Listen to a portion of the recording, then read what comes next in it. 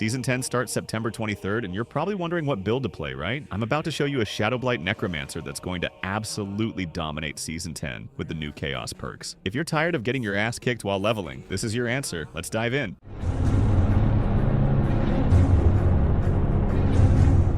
Why Shadowblight rules, Season 10. Alright guys, Season 10 changes everything for Necromancer, and here's why Shadowblight is going to be the sleeper OP build. First off, the new Chaos perks synergize perfectly with DOT builds. We're talking about Alter the Balance, Erupting Chaos, Accelerating Chaos, and Crazy Brew. These 4 perks turn your already strong Shadowblight setup into an absolute monster. But here's the kicker. Most people are going to chase flashy new builds or whatever's trending on social media. That means all the Necro gear is going to be cheap and available. Smart play, right? Shadowblight has always been strong because it doesn't rely on weapon damage. Your damage comes from skill synergies between Blight, Soul Rift, and the Shadowblight passive. Add Season 10's Chaos perks on top. We're talking about damage numbers that'll make your head spin. Plus, DOT builds are perfect for Season 10 because they're consistent. While other builds are dealing with new mechanics and learning curves, you're just spreading DOTs and watching everything melt. Season 10, Chaos perks breakdown. Let's talk about these Chaos perks because they're game changers for our build. Alter the Balance. This unique perk completely flips your skill system. Your core skills become ultimate skills with no essence cost, but get cooldowns. Your ultimate skills become core skills with no cooldown but cost essence. It's a total game changer for our rotation. Erupting Chaos. Chaotic bursts randomly erupt around you, dealing massive damage of your highest damage type. Plus, they deal 100% of their initial damage over 4 seconds as DOT.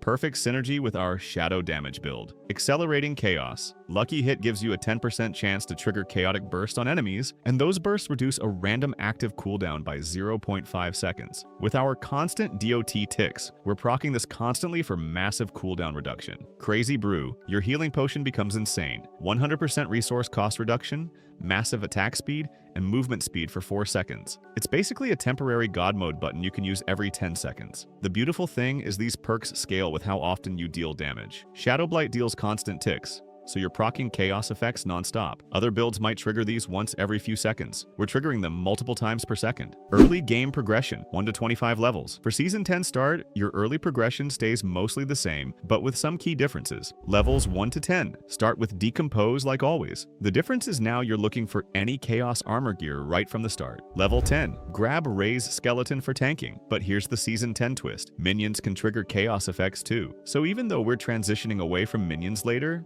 they're more useful early on. Level 12. Corpse Explosion becomes even better because Erupting Chaos stacks with it. You're getting double explosions on enemy deaths. Level 15. Bone Armor is still mandatory, but now with Accelerating Chaos, you're casting it more frequently for better uptime. Level 25. Unlock Blight, and this is where Season 10 really kicks in. Every Blight tick can proc Alter the Balance, so you're constantly getting random buffs and debuffs. For gear priorities, Intelligence is still king, but now you want to prioritize any Chaos-related affixes. Even low-level Chaos gear can carry you surprisingly far. Mid-game Chaos. Integration 25 to 50 levels. Levels 25 to 50 is where Season 10 Shadowblight becomes absolutely broken. Level 31, Soul Rift unlocks, and here's where things get spicy. Soul Rift pools trigger Chaos effects, and with Erupting Chaos, enemies dying in the pools create chain reactions. Level 35, Shadowblight passive comes online. Now every enemy affected by your Blight can proc Alter the Balance. We're talking constant Chaos triggers. Here's your new Season 10 rotation. Cast Blight on a pack, drop Soul Rift in the middle, then just watch the Chaos unfold. Enemies start dying, triggering Erupting Chaos explosions, which kill more enemies, which trigger more explosions. It's a beautiful chain reaction. Accelerating Chaos means you're casting faster after each Chaos proc. Since you're proccing constantly, you're basically permanently accelerated. Crazy Brew transforms your healing potion into a power boost. When you drink it, you get 100% resource cost reduction, massive attack speed, and movement speed for 4 seconds. Plus, your potion cooldown becomes 10 seconds and you can use it at full health. For gear, prioritize Chaos affix rolls over perfect base stats. A weapon with lower damage but good Chaos affixes will outperform a perfect non-Chaos weapon. Late game Season 10 power, 50 to 60 levels. Levels 50 to 60 is where you become an absolute Season 10 god. Your core skills remain the same.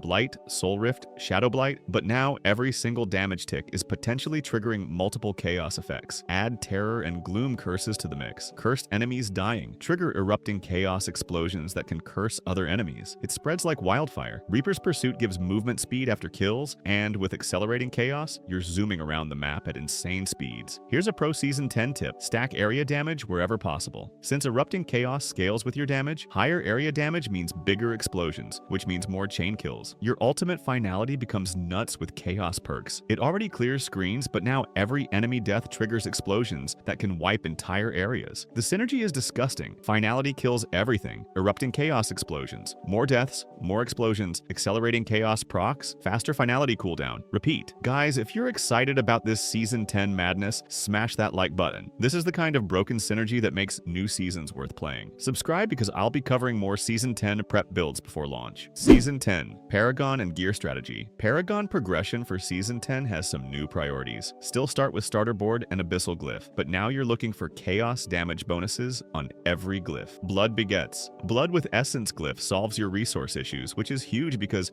accelerating chaos makes you cast more frequently. Scent of Death with Amplify Glyph now amplifies your chaos proc damage too. For gear, Season 10 changes everything. Chaos affixes are the new meta. Here's your priority list. 1. Intelligence. Your main damage stat found on weapons, amulets, and rings. 2. Attack speed. Absolutely critical for Shadowblight proc rate. Found on gloves and rings. Attack speed double dips into both more procs per second and more blighted aspect stacks. 3. Max life. Essential for survivability and Paragon scaling. Prioritize on rings. 4. Critical strike chance. Important damage multiplier, but don't go over 100%. Great on helmets like Air of Perdition. 5. All stats. Massive value from items like Shroud of False Death. Boosts armor, resistances, and damage. 6. Skill ranks. Reaper's Pursuit, Coalesced Blood. Finality ranks are huge multipliers. 7. Amplify damage, multiplicative damage bonus, perfect on amulets. 8. Shadow damage over time, direct Shadowblight scaling. 9. Bone Storm bonuses. Great on shields like Lidless Wall for extra AoE damage. Don't sleep on chaos-specific legendaries that'll drop in Season 10. These might completely change your build priorities, so stay flexible. The beautiful thing about Shadowblight is it adapts to any gear. Whether you find amazing chaos weapons or perfect DOT gear, the build works. Season 10. Leveling Strategy. Season 10 leveling strategy is different from previous seasons because of chaos mechanics. Priority activities. Rush to unlock chaos perks as fast as possible. These aren't just small bonuses, they're build-defining mechanics. Group play is insane with this build. Your erupting chaos explosions help everyone, and accelerating chaos keeps you mobile in chaotic group fights. Farm strategy. Focus on dense areas where erupting chaos can chain. Dungeons with lots of weak enemies are gold mines for this build. Common Season 10. Mistakes. Let me save you some Season 10 frustration with these mistakes I'm already seeing and testing. Mistake 1. Ignoring chaos armor drops because they're not for your normal gear slot. These boosted uniques with greater affixes can completely change your build possibilities. Mistake 2. Not repositioning during accelerating chaos windows. When you're accelerated, use that speed to spread your DOTs to new enemy groups. Mistake 3. Focusing too much on single target damage. Season 10 rewards area damage because of erupting chaos chains. Mistake 4. Underestimating crazy brew effects. Your healing potion becomes a temporary god mode button. Use it aggressively when you get the resource cost reduction and speed buffs. Season 10. Endgame Transition. The beauty of this Season 10. Shadowblight build is it transitions perfectly into Endgame. All the chaos perks that make leveling easy also make Endgame content manageable. You're not learning a completely new playstyle at max level. The gear you find while leveling at especially chaos affix pieces can carry you into early Endgame. You're not hitting a gear wall like other builds. For Endgame, you'll eventually want to transition into the full chaos armor sets and perfect chaos weapons, but the build core remains the same. Season 10's Endgame is going to revolve around chaos mechanics, so mastering them during leveling gives you a huge advantage. Launch Day Strategy. September 23rd launch strategy for this build. Hour 1. Rush to level 25 and unlock Blight. Standard leveling, nothing fancy. Hour 2 to 4. Focus on unlocking chaos perks and getting Soul Rift online. Hour 5 plus. Start looking for chaos armor gear and experimenting with the synergies. Day 1 goal. Hit level 50 and have your basic chaos setup running. Week 1 goal. Paragon level 70 plus with decent chaos gear